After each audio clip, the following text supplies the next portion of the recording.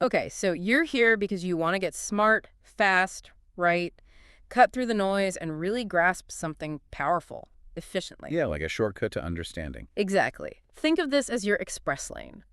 Today, we're digging into Jim Rohn's ideas, specifically how our words, the language we use, shapes our mindset. And not just our mindset, but potentially our actual reality. It's a pretty big claim. It is. We're looking at his core idea that winners use words to win. And this isn't about, just thinking happy thoughts. No, it's more fundamental. A shift in how we talk to ourselves and even how we talk about things. Right. So our mission today, we're going to boil down the key principles, how to use language to build that winning mindset and, well, get better results. And there might be some surprising takeaways, things you can actually use straight away. Definitely. Okay, let's get into it. The power of self-talk first. Yeah, this is central to Ron's philosophy. Success starts inside, in the mind. And language is like the main tool we have for building that mental space. He really contrasts the language, doesn't he? Loser language versus winner language. He does. It's quite stark. Think about saying, I don't know if I can. Or, well, I'll try. Or, I hope so. Yeah, you can feel the uncertainty, the lack of conviction there. Exactly. Now compare that with, I will make it happen. Or, I am capable. Or, I am determined. Totally different energy. It's like your whole posture changes just saying it. Precisely. And Ron's point is, these words we use over and over, they're like instructions for our brain. Okay, so our mind just takes orders. In a way, yeah. It's Yeah. good at following directions. So if you're constantly feeding it doubt with your words. Then your actions, your results are probably going to reflect that doubt. Makes sense. And he wasn't just making this up. He talks about his own life, right? Yeah, he said early on his language was weak, kind of wishy-washy, and so were his results. But when he consciously started using stronger, more certain words. Things started to change significantly. It really makes you stop and think about your own internal chatter, doesn't it? Absolutely. How often do you catch yourself saying things that maybe undermine your own confidence, even subtly? So the first step for you listening is maybe just paying attention. Yeah, becoming aware. What kind of language are you using day to day? With yourself, with others? Are there patterns of, weakness or uncertainty? Identifying them is key. It's the foundation. You can't change what you don't notice. And it doesn't have to be this huge, dramatic shift overnight. Ron suggests small swaps. Exactly. Like instead of, I don't know if I can handle this, try thinking or saying, okay, I will figure this out. Or that classic, I'll try, which often means I probably won't. Right. Swap that for, I am doing this. It sounds small, but Ron believed these little shifts send really powerful signals. To your own brain. Yeah. It ties into psychological ideas too, the connection between thoughts, feelings, behaviors. Change the words, you start influencing the thoughts. Which impacts feelings, then actions. Okay, but what about the big question? What if you just don't feel like a winner yet? Ah, yes, the fake it till you make it idea, essentially. Ron talks about acting and talking successful first. Speak it before you feel it. It sounds a bit backward. It can seem that way. But he links it to this law of belief. The idea is that by behaving and speaking as if you're already there, You start to internalize it. that's the concept. Yeah. Think about champions, top performers. How do they carry themselves? There's a certainty, right? A presence. Yeah, you can often feel it. They project confidence. And that message isn't just for other people. It's for their own subconscious, too. It reinforces the belief internally. So believing in yourself first is crucial. Because if you don't, Why would anyone else? Ron was very clear on that. Your self-belief, often expressed through your words, is foundational. okay, so that's the positive side. But what about the opposite? Negative language. Right. The, oh, I'm so tired, nothing ever goes right for me, I never get a break kind of talk. We all do it sometimes, maybe more than sometimes. We do. Mm-hmm. But Ron argued it's not just harmless venting. It's like programming. You're programming a negative reality, almost. Like self-hypnosis, but in a bad way. Sort of, yeah. Yeah. You keep saying it, you start expecting it, and then you act in ways that make it happen. A self-fulfilling prophecy. Ouch. But the good news is, It works both ways.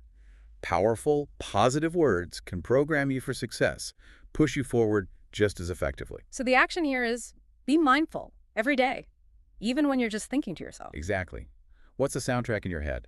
Is Oh. it uplifting or dragging you down? And he gives concrete examples, right? Like, instead of dreading Monday, Yeah, instead of, oh, Monday, try, okay, another chance to win today. Or if you feel overwhelmed, instead of, how will I get through this? reframe it as I'm built for this, or I'm resourceful, I'll find a way, It's shifting from just trying and hoping, which is passive. to doing and expecting, Yeah. actively creating it.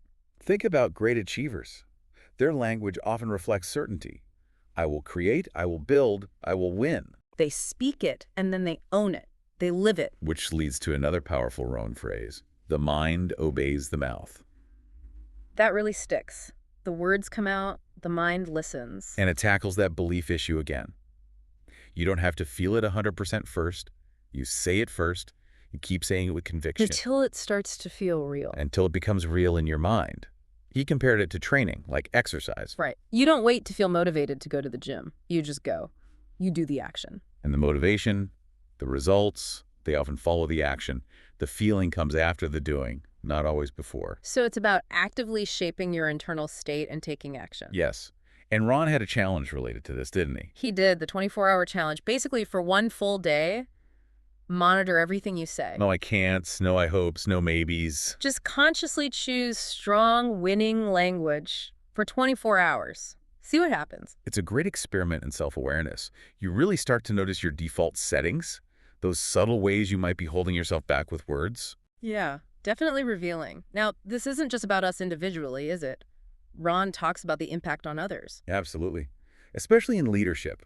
A leader's words carry weight. But it's not just the words themselves. It's the certainty behind them, the confidence. Exactly. When someone speaks with real conviction, it influences people. It can inspire action, build trust. So you listening have to ask yourself, do my words carry that kind of weight when I talk about my future, my goals? Is it with certainty? Or is there that little bit of doubt creeping into the language? And this ties into honoring your word too, right? Hugely important. Yeah. If you say you'll do something and you consistently follow through, you build self-trust. Which is the bedrock of influencing others, really. You trust yourself first. And successful people, Ron observed, they master that inner dialogue.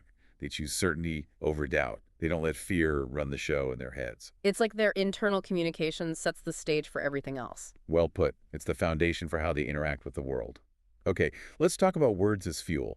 Yeah, I like that analogy. Your words can either light your fire or pour water on it. And it's so easy to use language that extinguishes the fire without even realizing it. Like, oh, I'm just not good at that, or I've never been lucky with money, or whatever the story is. These little phrases, repeated over time, become beliefs. And the mind, remember. Believes what you tell it and works to make it true. Exactly. So you end up creating the very reality you're describing, even if it's limiting. But the flip side is you can choose a different script. You can swap, I'm not good at this, with I'm figuring this out, or I'm learning, or I'm getting better. It's about growth, progress, possibility, not fixed limits. Ron told a story about a young person who completely changed their life just by changing their self-talk, didn't he? Yeah, they were caught in this pattern of negative language almost unconsciously. But once they started deliberately rewriting that internal script, With positive, empowering words. things started to shift externally. Their whole trajectory changed. It shows the power of being intentional. Choosing your words consciously can help break old, limiting patterns. So identify your own limiting scripts and choose to rewrite them with certainty. Absolutely. Now, what about commanding your space? How does language play into that? Ron said it's not about being loud. People who talk like winners command attention through the weight of their words. The conviction behind them. It projects competence, authority, even if they don't have the official title yet. It's that internal belief shining through the language. And remember, words are instructions Yeah. to your mind and maybe even, in a sense, to the universe or your environment.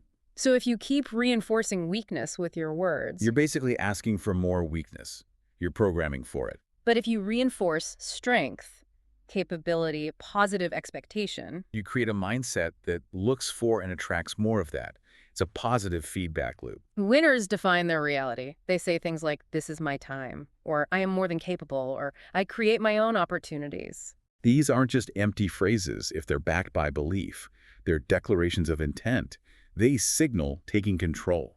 It's being proactive, not reactive, not waiting for life to happen to you. Ron shared another story about someone who started with nothing, right? No resources. Yeah, but they achieved incredible success because they spoke it into existence first. They talked and acted as if it were inevitable. It shows that belief, expressed through unwavering language, can be incredibly powerful, sometimes more so than immediate circumstances. So the choice is stark, really. Wait passively or take control through your language. Which leads nicely into the idea of building a foundation. Right. Ron compared words to blueprints for the life you're building. And if your blueprints are full of weak language, limitations, doubts, You're building on a shaky foundation. It's unstable from the start. and it's surprisingly common, isn't it? We do it unconsciously with everyday phrases that signal hesitation or lack of belief in ourselves. It becomes a self-fulfilling prophecy again. If you talk about limitations, you're less likely to even try to push past them. But winners, Ron says, refuse to build like that. They use strong blueprints. Their language is, I will, I am capable, I will find a way. It creates a foundation of possibility, of determination right from the start. And this links to achieving long-term results. People who sustain success often have this clear vision, reinforced constantly by their positive, affirmative language. You mentioned another anecdote Ron shared about someone changing their financial situation. Yes, by changing their internal dialogue about money first. Not waiting for the bank account to change, but changing the story they told themselves about money. Which likely opened them up to seeing opportunities they wouldn't have seen before. Mindset shift first. Reality follows. So again, it comes back to awareness. Identify the limiting stories, the weak spots in your blueprint. And consciously choose new, empowering language to replace them. Build a stronger foundation. Which really brings us to the final, maybe most important point, the power to choose. Yeah, Ron emphasized that this power to shape your life with your words, thoughts, beliefs, it's available right now to everyone. You're not stuck with past habits. Your current situation might reflect past thinking. But that's not permanent. You can change the input. You can start thinking and speaking differently today. It's an empowering message. We're not just victims of circumstance. We're active creators through our communication, internal and external. The key is making that conscious decision. Decide to think and talk like a winner. Reject the self-doubt, the limiting language. And Ron's final thought on this is powerful too. Winners often believe before they see the proof. They create the proof through their belief, expressed in their mindset and their language. They speak and act as if success is already unfolding. So wrapping it all up, using strong, positive language intentionally isn't just, wishful thinking. No, it's a fundamental tool. A practical strategy for shaping your mindset and actually driving you towards your goals. It's about being proactive in creating the success you want. Exactly. You're not just describing a future. You're actively participating in making it happen with your words. Okay, so here's something for you to really think about as we finish up. Pick one area, just one part of your life, where you know or you suspect you've been using weak or negative language. Maybe about your abilities, your finances, your health, anything. Now, what's one powerful, positive, affirmative statement you could choose to replace that weak language with? Starting right now. Just one shift. And consider how making that conscious switch consistently might start to change how you see things, how you feel, and what you actually do in that area. It can be a surprisingly powerful first step, that deliberate substitution. It really can kickstart change. And hey, if you found this deep dive useful and you want more insights like this, exploring these kinds of powerful ideas, Definitely consider subscribing to our YouTube channel. We put out additional content there regularly. yeah, check it out. But for now, really mull over that language shift. It could make a bigger difference than you think.